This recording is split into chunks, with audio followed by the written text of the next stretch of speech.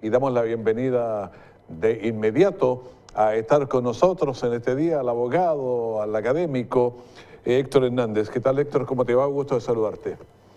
Hola Raúl, muy buenos días. Un saludo cordial a todos los televidentes de Canal 5 y los oyentes de Radio Ancoa también, por supuesto. Sí, hay alguien estaba ahí, lo bajamos ahí, lo dejamos afuera y lo dejamos afuera porque se nos había quedado alguien ahí. Bueno, lo que quería preguntarte en el día de hoy es, hay un tema de un constituyente, caso de Logan, que lo pueden desaforar. ¿Qué ha pasado con eso? O sea, mirando la línea general, no quizás el caso específico, pero ¿pueden desaforar a un constituyente? Mira, el caso del constituyente Logan es bastante sintomático, digamos, de lo que ha ido ocurriendo en general con las investigaciones que realiza la Fiscalía, que se demoran, digamos, tienen un periodo de maduración en los procesos iniciales. Alguna vez lo conversamos, ¿te acuerdas? Hay un proceso que es desformalizado y uno que es formalizado cuando se hace la formalización propiamente tal. Pero previo a ese momento puede pasar bastante tiempo. Porque el constituyente Logan, ¿cierto?, que fue elegido como absoluto independiente, él incluso decía que todo esto era producto de una persecución política, un montaje, digamos. La verdad es que tienen las mismas, se estableció que tienen las mismas reglas respecto de la comisión de delitos, salvo los delitos, digamos, infraganti. Cualquier otro delito que desee investigarse desde que asumió como constituyente deben aplicarse las mismas reglas que para los parlamentarios, es decir, debe iniciarse un procedimiento de desafuero.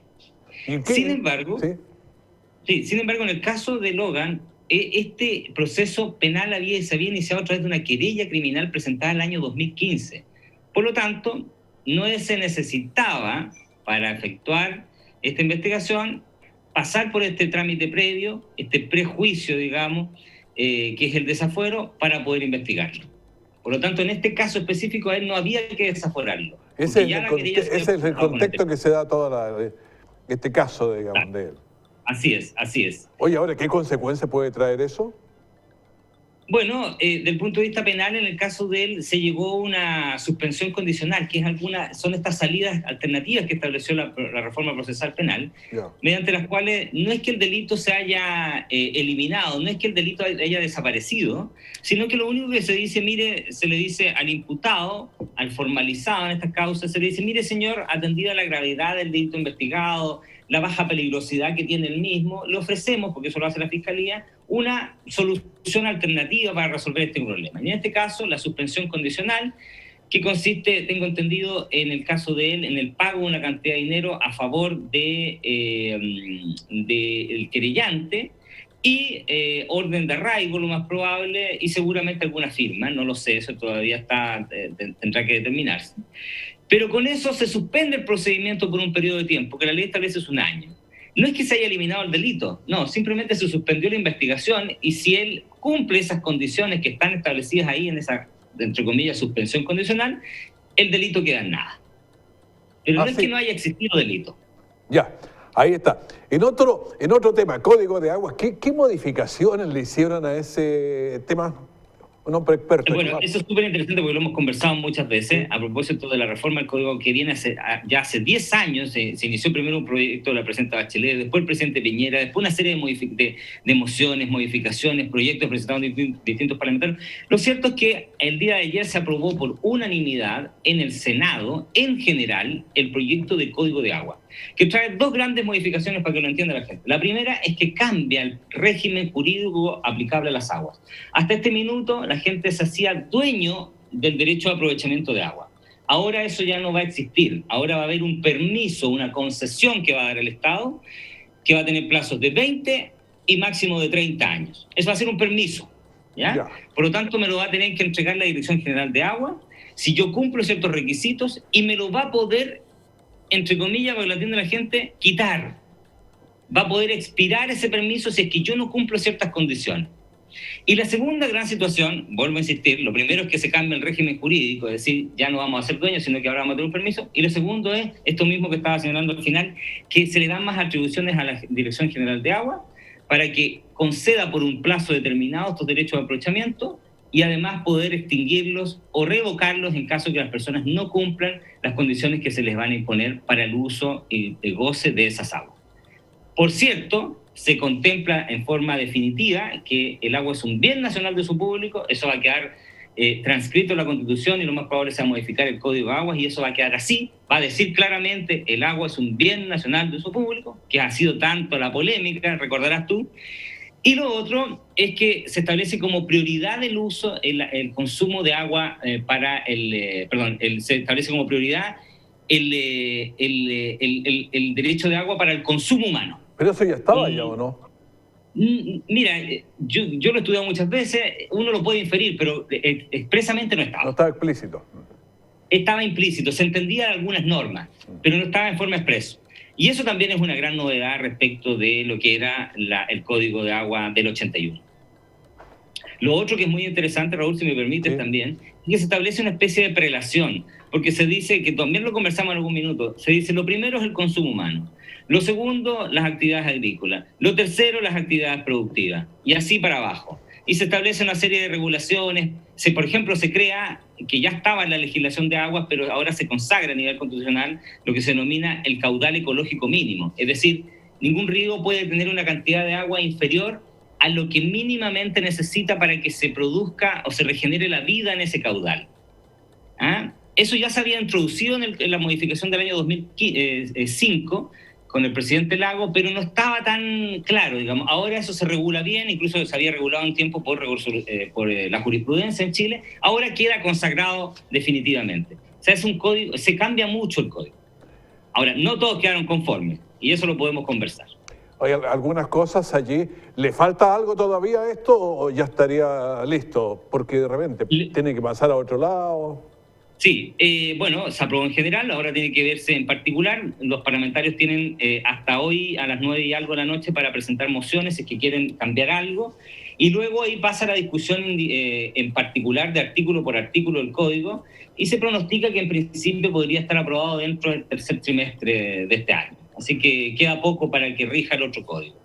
Sí, pero algunas cosas que uno piensa, los constituyentes estuvieron haciendo incluso una bandera de lucha durante sus campañas y ahora llega el Senado y les cambia. ¿Y qué pueden cambiar ellos ahí? Mira, yo creo que queda poco por modificar. La verdad que yo no... ya las banderas de lucha que habían planteado estos movimientos están recogidos en esta modificación del código. Recuerda que lo dijimos al principio, fue aprobado por unanimidad, izquierdas y derechas, lo que quiere decir que hubo un consenso. Ya habían varios temas que estaban en consenso, pero yo leía a gente de la lista del pueblo, del Partido Comunista, que decía que no era suficiente, que pedían más. En realidad no entiendo mucho qué es lo que más que piden, porque la verdad que no quedó claramente establecido que es un bien nacional de uso público, quedó claramente establecido el uso prioritario para el consumo humano, queda claramente establecido que es un permiso, una concesión, claramente establecido que hay causales de extinción. O sea, la verdad que no veo por dónde más se podría mejorar. Quizás lo que yo podría aumentar un poco más, digamos, es la capacidad técnica y resolutiva que va a tener que agrandar, crecer la Dirección General de Agua, cosa que tampoco suena muy bonito, porque en el fondo es decir, hagamos crecer el aparato del Estado, pero si quieren dar abasto para estas solicitudes a través de este mecanismo que le están entregando facultades al Estado, bueno, tienen que dotarlo de las capacidades a la Dirección General de Agua para que sea capaz. Y lo haga en tiempo, porque hoy tú presentas una solicitud a la Dirección General de Agua y se demora 2 o 3 años. Entonces, que sea rápido y expedito, eso va a esperar uno. Sí, a ver, cuando uno entrevista a los agricultores, siempre estaba este tema, se discutió, se hicieron aquí en el Teatro Municipal, en su momento algunas. ¿Eso lo barrieron? ¿En qué está con los agricultores de equipo? Bueno, también es un punto interesante lo que tú planteas, porque la gran duda era si esto se va a aplicar, digamos, va a ser retroactivo, con efecto retroactivo. No, se estableció que los derechos que están hoy consagrados, claro, quedan consagrados como derecho de dominio, pero desde que comienza a regir lo más probable, como es una ley de derecho público, rige in actum, para adelante, digamos, desde ahí en adelante las solicitudes que se ingresen, lo más probable que se les aplique a ellas sí la norma y no a las que están ingresadas antes de que entre en vigencia la ley. Por lo tanto, ahí queda tiempo todavía para que la gente que no ha regularizado, digamos, y pretenda ser dueño con la legislación actual, alcance a ingresar estas solicitudes de derecho a agua. Porque una presenta después va a haber problemas digamos, porque va a ser un permiso. Pero fíjate que yo no lo encuentro tan, digamos, tan complejo desde el punto de vista de la seguridad que nos entrega, porque la verdad que un permiso por 30 años es un tiempo bastante considerable, sí, como para hacer una inversión y obtener algún retorno, digamos. Así que yo creo que el plazo no es malo, no es malo. A ver, me pareció haberte escuchado una cita latina ahí, pero ¿cuándo empieza a regir esto? En el momento en que se publique, mire, tiene que promulgarse esta reforma, se habla que aquí unos 3 meses más, ya, y luego publicarse. Una vez que se publique, comienza a regir. De ahí en adelante comienza a regir. Se denomina inactum, desde el momento en que se publica y comienza a regir. Ahí estaba la frase, inactum. Ahí estaba la frase. Sí, estaba bonita. A ver, hoy se nos está terminando el tiempo. Yo sé que tienes un día bastante ocupado el día de hoy, así que gracias por poder conversar con nosotros un ratito. No, gracias a ti.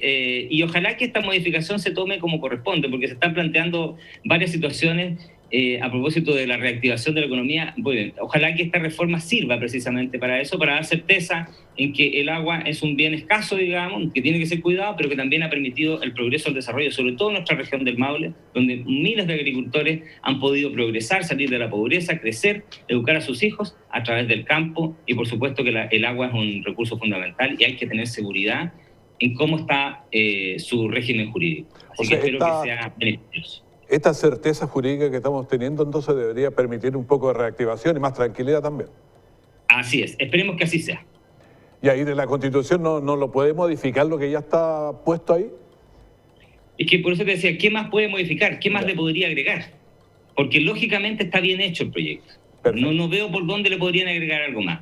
Lo otro sería simplemente ya una cuestión absolutamente ideológica. Perfecto. Héctor Hernández, muchísimas gracias por este contacto, por conversar de estos temas interesantes. Chao, que estés bien. No, gracias a ti. Un buen día. Saludos a todos.